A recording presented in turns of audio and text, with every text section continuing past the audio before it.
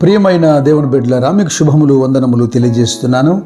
అనుదిన ధ్యానమునకు స్వాగతం. కీర్తన గ్రంథం 119వ అధ్యాయం 153 నుండి 160 వచనాలు. హీబ్రూ ఆల్ఫాబెట్స్లో మరొక పదం, 20వ పదమైనటువంటి రేష్. ఈ రేష్ అనేటువంటి పదానికి హెడ్ లేదా హెడ్షిప్ లేదా లీడర్ అని కూడా అర్థం. ఈ 8 వచనాలు చదువుతున్నప్పుడు ఓ పదం పదే కనపడుతుంది. 154వ వచనంలో, నా పక్షమున వాజ్యమా నన్ను విమోచింపము, నీవిచ్చిన మాట చొప్పున నన్ను బ్రతికింపము. అలాగే 150వ వచనంలో, యెహోవా నీ కనికరములు మితిలేనివి, నీ న్యాయ విధులను బట్టి నన్ను బ్రతికింపము. 159 కూడా చూడండి, యెహోవా చిత్తగించుము, నీ ఉపదేశములు నాకెంతో ప్రీతికరములు, నీ కృప చొప్పున నన్ను బ్రతికింపము. పదే భక్తుడు ప్రార్థిస్తున్నాడు, బ్రతికింపము బ్రతికింపము బ్రతికింపము అని.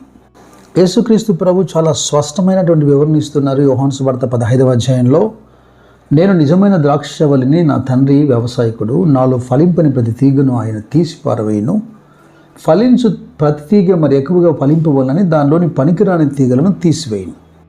నా యందు నిలిచి ఉండుడి, మీ యందు నేను నిలిచి ఉందును. తీగ ద్రాక్షవల్లిలో నిలిచి ఉంటేనే తనంతట తానే ఎలాగూ ఫలింపదో, అలాగే నా యందు నిలిచి ఉంటేనే కానీ మీరు ఫలింపరు. ఫలించడం, వృద్ధి పొందడం కాస్త పక్కన పెట్టండి. అసలు బ్రతకాలంటే ప్రతి కొమ్మ ద్రాక్షవల్లికి అంటుకట్టబడి ఉండాలి. ప్రభువే స్పష్టంగా చెప్తున్నారు 6వ వచనంలో, ఎవడైనా నా యందు నిలిచి ఉండని ఎడల వాడు తీగ వల్లే బయట పారవేయబడి ఎండిపోవును, మనుషులు అటు వాటిని పోగు చేసి అగ్నిలో పారవేతురు, అవి కాలిపోవును. So Christ is the head. అపోస్తలుడైన పౌలు ఎఫెసీ సంఘంతో మాట్లాడుతున్నప్పుడు ఆ 14-15 వచనాల్లో లేదా 15-16 వచనాలు చూడండి, ప్రేమ కలిగి సత్యం చెప్పుచు క్రీస్తు వలె ఉన్నట్టుకు మనం అన్ని విషయంలో ఎదుగుదుము అంటూ క్రీస్తు గురించి మాట్లాడుతూ, ఆయన శిరస్సై ఉన్నాడు, ఆయన నుండి సర్వ శరీరము చక్కగా అమర్చబడి తనలోనున్న ప్రతి అవయవము తన పరిమాణం చొప్పున పనిచేయుచుండగా ప్రతి కీలు వలన కలిగిన బలము చేత అతకబడి ప్రేమ యందు తనకు క్షేమాభివృద్ధి కలుగునట్లు శరీరమునకు అభివృద్ధి కలుగజేసుకొనుచున్నది. అలాగే ఎఫెసీ పత్రిక 5వ అధ్యాయము 23 చెప్పినట్టుగా క్రీస్తు సంఘమునకు శిరస్సై ఉన్నలాగున పురుషుడు భార్యకు శిరస్సై ఉన్నాడు.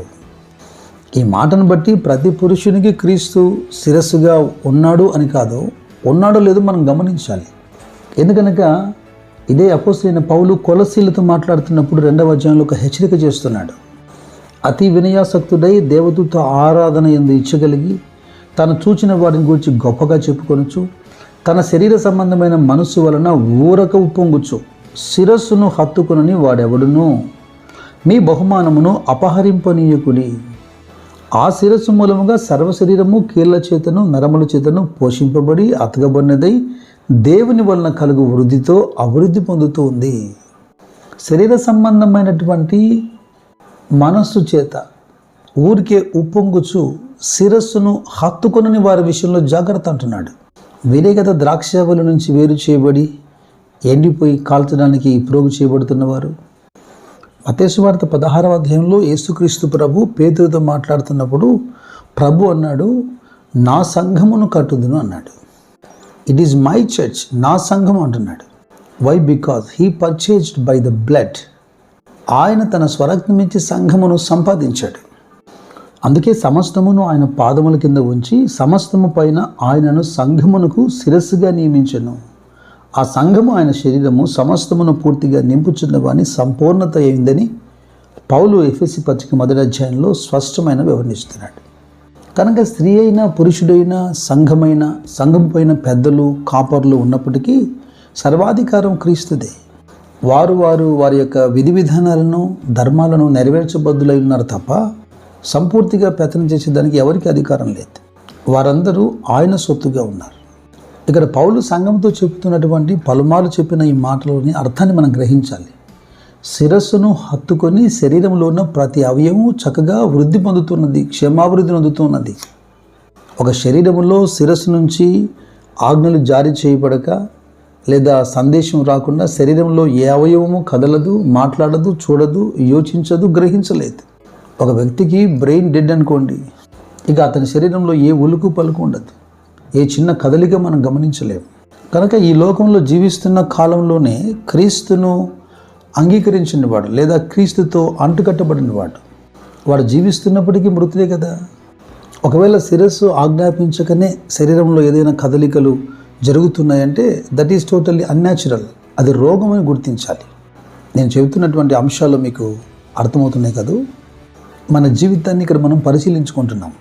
అయితే మరొక ప్రాముఖ్యమైనటువంటి విషయం చెప్పాలి. అపోస్తలుడైన పౌలు కొరింథీయులతో మాట్లాడుతూ మొదటి పత్రికలో 11వ అధ్యాయంలో 3వ వచనంలో ఇలా అంటున్నాడు, ప్రతి పురుషునికి శిరస్సు క్రీస్తునియు, స్త్రీకి శిరస్సు పురుషుడనియు, క్రీస్తునకు శిరస్సు దేవుడినియు మీరు తెలుసుకున్నవాళ్ళని కోరుతున్నాను. ఇది చాలా ప్రాముఖ్యమైనటువంటి విషయం వ్యక్తిగత జీవితానికి, కుటుంబానికి, అలాగే సంఘ జీవితానికి సంబంధించి. ఇది ఒక ప్యాటర్న్ లేదా ఇది ఒక ఆర్డర్, దేవుడు ఇచ్చినటువంటి క్రమం. క్రీస్తు అనేటువంటి శిరస్సును హత్తుకొని పురుషుడు ఉండాలి. పురుషుడు అనే తన భర్త అయినటువంటి ఆ శిరస్సును హత్తుకొని స్త్రీ ఉండాలి. వీరి మధ్యలో చదువు లేదా ఉద్యోగము లేదా జీతము లేదా ఎత్తు, బలము, మేధస్సు ఏది వ్యత్యాసమున్నా అది ఆధిక్యతకు ప్రమాణం కాకూడదు. ఈ ఆధ్యాత్మికమైన క్రమంలో క్రీస్తు నియమించినటువంటి ఈ నియమంలో ప్రతి స్త్రీకి పురుషుడే శిరస్సుగా ఉండాలి. అయితే ఈ సమయంలో నేను పురుషులకు ఒక మాట చెప్పగోడుతున్నాను. క్రీస్తు నీకు శిరస్సుగా లేనప్పుడు నువ్వు స్త్రీకి పురుషుడిగా శిరస్సుగా ఉండాలని నువ్వు యోచించి ప్రయోజనం లేదు. పురుషుడైనటువంటి నీకు క్రీస్తు శిరస్సుగా ఉన్న క్రమములో ఈ అభ్యంతరం లేనప్పుడు ఖచ్చితంగా నీ ఇంటికి నీవు హెడ్గా ఉండగలుగుతావు. ఆ హెడ్షిప్ నీకు దొరుకుతుంది. ఈ క్రమాన్ని పాటిస్తున్నటువంటి కుటుంబాలని క్రైస్ట్ సెంటర్డ్ ఫ్యామిలీస్ అంటాం. క్రీస్తు కేంద్రితమైనటువంటి కుటుంబాలు. అటువంటి కుటుంబాల మధ్యలో చిన్న చిన్న భేదాభిప్రాయాలు, తగాదాలు వచ్చినా కూడా చివరికి క్రీస్తులో సురక్షితంగా ఉండగలుగుతారు. మరి వ్యక్తిగతంగా మీకును, మీ కుటుంబానికి, అలాగే మీ సంఘమునకు కూడా క్రీస్తు శిరస్సుగా ఉన్నాడో లేదో మీరు ఆలోచించండి. శిరస్సైన క్రీస్తును మాత్రమే హత్తుకుని జీవించండి. క్రీస్తు శిరసత్వం కింద మీకు క్షేమాభివృద్ధి కలుగును గాక. God bless you.